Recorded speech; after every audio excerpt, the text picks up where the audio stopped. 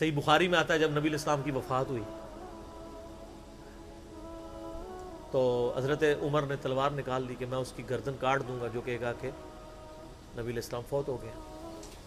ان کا یہ عقیدہ تھا کہ جس طرح موسیٰ علیہ السلام 40 دن کے لیے کوہ طور پہ گئے ہیں، نبی علیہ السلام بھی ڈورمنٹ پوزیشن میں چلے گئے ہیں، واپس آ جائیں گے، کیونکہ انہوں نے نبی علیہ السلام سے سنا تھا کہ رومن اور پرشین امپائر گرے گی، تو وہ یہ فورس ہی کرتے تھے ابھی تو کسرا کی جنگیں ہم نے لڑی نہیں ہیں، تو حضور اس سے پہلے کیسے دنیا سے جا سکتے ہیں؟ لیکن اللہ نے تو آپ کو پروفٹ بنوانا تھا نا، کہ آپ کے جانے کے بعد فتوحات کروانی تھی، تاکہ پتہ چلے کہ پیچھے اللہ کھڑا ہے۔ اپنی زندگی میں تو بڑے بڑے بادشاہوں نے فتوحات کی ہیں، نبی علیہ السلام کی تو دعوت کا کلائمیکس حضرت ابوبکر پھر حضرت عمر عثمان علی کے دور میں جا کے ہوا ہے، جبکہ عرب قبائل بھی مرتد ہو گئے ہیں، تب بھی اللہ کے پیچھے سپورٹ تھی۔ والذی ارسل رسولہ بالہدی ودین الحق لیظہرہ علی الدین کلہ ولو کرہ المشرکون، اللہ نے اس کو دین کو غالب کرنا تھا۔ تو بخاری کے الفاظ ہیں، حضرت عمر نے کہا میں اس کی گردن اتار دوں گا۔ حضرت ابوبکر آئے، انہوں نے حضرت عمر کو دیکھا، اگنور کر کے سیدھا حجرہ عائشہ میں گئے، نبی علیہ السلام کے مبارک کفن کو ہٹا کے آپ کے ماتھے پہ بوسہ دیا اور کہا یا رسول اللہ آپ پہ 2 موتیں جمع نہیں کرے گا، ایک موت تو سب کے نصیب میں ہے، اب تو ہمیشہ کی زندگی آپ کو اللہ نے آخرت کی دے دی ہے۔ اور پھر باہر نکلے، حضرت عمر کو کہا کہ عمر بیٹھ جاؤ، حضرت عمر نے بات نہیں سنی، تو حضرت بکر ممبر کی طرف چڑھے، ممبر پہ چڑھے اور لوگوں سے کہا کہ عمر کو اس کے حال پہ چھوڑ دو۔ حدیث کے الفاظ ہیں کہ لوگ حضرت بکر کا ریگارڈ باقی اصحاب سے زیادہ کرتے تھے، حضرت عمر کو تنہا چھوڑ کے لوگ حضرت ابو بکر کی طرف متوجہ ہو گئے۔ پہلے وہ جو سارا میلہ ان کے گرد لگا تھا شفٹ ہو گیا، تو انہوں نے حمد و صلات کے بعد انہوں نے کہا اما بعد فمن کان یعبد محمدا فإن محمد قد مات۔ سر کلیجے پہ کتنا بڑا پتھر رکھا ہوگا حضرت بکر نے جملہ بولتے ہوئے کہ جو محمد کی عبادت کرتا تھا وہ جان لے کہ محمد کو موت آ گئی ہے۔ ومن کان یعبد اللہ، اور جو اللہ کی عبادت کرتا ہے وہ جان لے ان اللہ حی لا یموت، اللہ زندہ ہے، اللہ کو کبھی موت نہیں آئے گی۔ کیا توحید کی تعلیمات ہیں! حضور کی میت کے اوپر حضور کے فضائل نہیں بیان ہو رہے، توحید بیان ہو رہی ہے۔ Point to be noted. کیوں؟ سر پہلے نہیں انسانیت نے رسک لیا، دنیا کا سب سے بڑا شرک ایک پیغمبر کے نام پہ تو کھڑا ہوا ہے، عیسیٰ ابن مریم کے نام پہ۔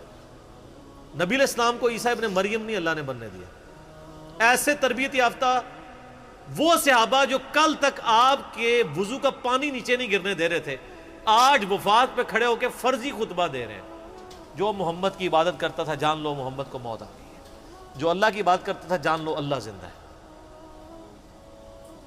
پھر آیت بھی پڑھی، صرف فرضی جملہ نہیں بولا۔ آپ تو کہہ رہے ہیں شرک ختم ہو گیا، حضرت بکر جب شروع نہیں ہوا تھا اس وقت بھی کہہ رہے تھے کہ نبی علیہ السلام کو کسی نے خدا نہیں بنانا، کیونکہ بخاری کی حدیث ہے، دیکھنا میری شان کو اس طرح بلند نہ کرنا جس طرح عیسیٰ ابن مریم کو لوگوں نے کیا۔ میں اللہ کا بندہ اور اس کا رسول ہوں، مجھے اللہ کا بندہ اور اس کا رسول ہی کہنا۔ سر وارفتگی، دیوانگی، عشق کی ساری کیفیت حضور کی وفات کے بعد بالکل چینج ہوگی۔ صحابہ کی ہونا تو چاہیے تھا جو وضو کا پانی نہیں گرنے دے رہے تھے جا کے قبر کی مٹی چاٹنا شروع کر دیتے، ایسا نہیں ہوا۔ وہ تعلیمات کی باؤنڈریز کو کراس نہیں کرتے تھے۔ تو پھر انہوں نے آیت پڑھی سورہ آل عمران آیت نمبر 144، وما محمد الا رسول قد خلت من قبلہ الرسل افإن مات او قتل انقلبتم علی اعقابکم۔ محمد تو نہیں مگر ایک رسول ہی، اگر یہ فوت ہو جائیں یا دین جو جنگ میں قتل کر دیے جائیں، شہید ہو جائیں، کیا تم دین سے الٹے قدم پھر جاؤ گے؟ جو کوئی دین سے الٹے قدم پھیرے گا اللہ کا کوئی نقصان نہیں کرے گا اور اللہ ثابت قدم رہنے والوں کو جزا دے گا۔ پھر سورہ الزمر کی آیت نمبر 30 پڑھی، انک میت وانہم میتون، اے نبی تمہیں بھی مرنا ہے اور ان کو بھی موت آنی ہے تمہارے مخالفین کو، پھر تم اللہ کے حضور جھگڑو گے، اللہ تمہارا فیصلہ کرے گا۔ یہ سیدنا ابوبکر کی حضور کی وفات کے وقت استقامت تھی۔ پھر جھگڑا کھڑا ہو گیا حضور کو دفنانا کدھر ہے؟ جامعہ ترمذی میں حدیث ہے، سیدنا ابوبکر کہتے ہیں کہ میں نے نبی علیہ السلام سے یہ بات سنی تھی کہ اللہ اپنے پیغمبر کو وہیں پہ موت دیتا ہے جو اس کے لیے سب سے پسندیدہ جگہ اللہ کے نزدیک ہوتی ہے، تو حضور کی جو چارپائی ہے نا اس کے نیچے ان کی قبر کھودو، وہاں پہ اللہ نے ان کو موت دی۔ پہلے صحابہ میں رائے نہیں طے ہو رہی تھی کہاں دفنانا ہے، پھر سنن نسائی الکبریٰ کے اندر پورا وفات النبی چیپٹر ہے، سنن ابن ماجہ میں بھی موجود ہے کچھ حصہ اس کا۔ پھر لوگوں نے پوچھا کہ نبی علیہ السلام کا جنازہ ہوگا؟ انہوں نے کہا ہاں ہوگا۔ اسی طریقے سے تکبیر کہو اور سورہ فاتحہ اور اس کے بعد درود شریف اور اس طریقے سے 4 تکبیرات پڑھو۔ لیکن ایک فرق تھا کہ نبی علیہ السلام کو پروٹوکول صحابہ نے دیا ہے کہ آپ کی جو جنازے کی نماز ہے نا وہ جماعت کے ساتھ نہیں ہوئی۔ صحابہ نے یہ پروٹوکول دیا کہ حضور کی میت کی موجودگی میں بھی کوئی شخص امامت نہ کروائے۔ حجرے میں ایک طرف سے لوگ داخل ہوتے تھے، اکیلے اکیلے جنازہ ادا کرتے تھے، اور ڈیٹیل میں آتا ہے 2-3 دن تک جنازہ ہوتا رہا۔ پہلے یعنی مرد داخل ہوئے، اس کے بعد بچے، غلام، پھر عورتیں، اس طریقے سے سب نے جنازہ پڑھا۔ ظاہر ہے 1 لاکھ سے زیادہ لوگ تھے جنازہ پڑھنے والے۔ اس موقع پہ بھی سیدنا ابوبکر کی آپ استقامت دیکھیں، ورنہ حضرت عمر کتنے سٹرانگ اصحاب کے مالک تھے، ان کی حالت آپ دیکھ لیں۔ جب ضرورت پڑی ان کے مضبوط اصحاب کی تو کولیپس کر گئے۔ ابوبکر ہی کھڑے ہوئے ہیں، تو حضور کو پتا تھا نا میں نے مصلی پہ کسے کھڑا کرنا ہے۔ اور بخاری میں الفاظ ہیں جب مصلی پہ کھڑا کیا، آپ فرمایا ابوبکر کے علاوہ سارے دروازے بند کر دیں، صرف ابوبکر کے گھر کا دروازہ جو مسجد کی طرف کھلتا ہے، جو مسجد کا دروازہ ابوبکر کے گھر کی طرف ہے وہ کھلا رکھو، باقی سارے بند کر دو۔ تو نبی علیہ السلام کو یہ پتا تھا کہ کس لیول کا کس بندے کا یعنی ایمان ہے، اس کے اعصاب ہیں۔ اور بخاری کے الفاظ ہیں جب حضرت ابوبکر نے خطبہ دیا، حضرت عمر کہتے ہیں میرے پاؤں میرا بوجھ نہیں اٹھا سکے، اور مجھے یقین آ گیا کہ حضور فوت ہو چکے۔ یہاں قرآن و حدیث سن کے کسی کے کان پہ جوں تک نہیں رنگتی، وہاں پہ حضرت ابوبکر کا خطبہ اور آیات سن کے حضرت عمر کہہ رہے ہیں کہ میرے پاؤں میرا بوجھ نہیں اٹھا سکے، کہ یہ تو واقعی یہ تو قرآن کی آیت۔ اور اس میں بخاری مسلم صحیح بخاری میں الفاظ ہیں کئی دن تک ہم جب بھی صحابہ ایک دوسرے کو ملتے تھے تو یہی آیت سنایا کرتے تھے، وما محمد الا رسول قد خلت من قبلہ الرسل افئن مات او قتل انقلبتم علی اعقابکم، کہ محمد تو نہیں مگر ایک رسول، انہیں بھی تو موت آنی ہے، تاکہ ہمیں یہ یقین آ جائے کہ حضور دنیا سے چلے گئے۔ تو یہ صحابہ کرام علیہم رضوان کی نبی علیہ السلام کے ساتھ عقیدت تھی۔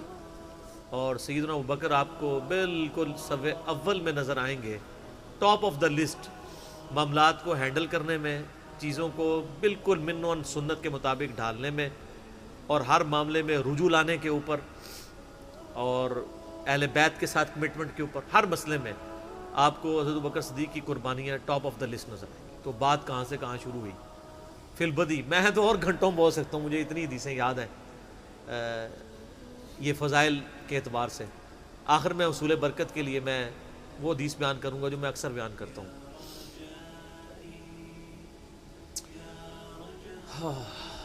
عبداللہ بن عباس رضی اللہ تعالیٰ عنہما کہتے ہیں، بخاری اور مسلم دونوں میں ہے، کہ سیدنا عمر کی میت رکھی ہوئی تھی اور لوگ آ کے ان کی میت پہ سلام پڑھ رہے تھے، اور اپنے اپنے انداز میں خراج تحسین پیش کر رہے تھے کہ اس شخص کی وجہ سے اسلام کو کیا عروج ملا۔ تو کہتے ہیں اتنے میں میں نے محسوس کیا کہ ایک شخص میرے پیچھے آ کے کھڑا ہوا اور اس نے میرے کندھے پہ یوں کونی رکھی، میری پیٹھ اس کی جانب تھی، اس نے کونی میرے کندھے پہ یوں رکھی، اور حضرت عمر کی میت سے مخاطب ہو کے کہنے لگا کہ اے عمر، اللہ تجھ پہ رحم فرمائے، تو روئے ارض پہ ان لوگوں میں سے ایک شخص تھا کہ میری بھی خواہش تھی کہ میں ان اعمال کے ساتھ اللہ کے حضور پیش ہوتا، کہ اگر اللہ کے حضور پیش ہونے کے لیے مجھے بہترین اعمال چاہیے تو تیرے اعمال۔ ظاہر ہے رومن اور پرشین امپائر گری ہے، کس لیول کا عروج،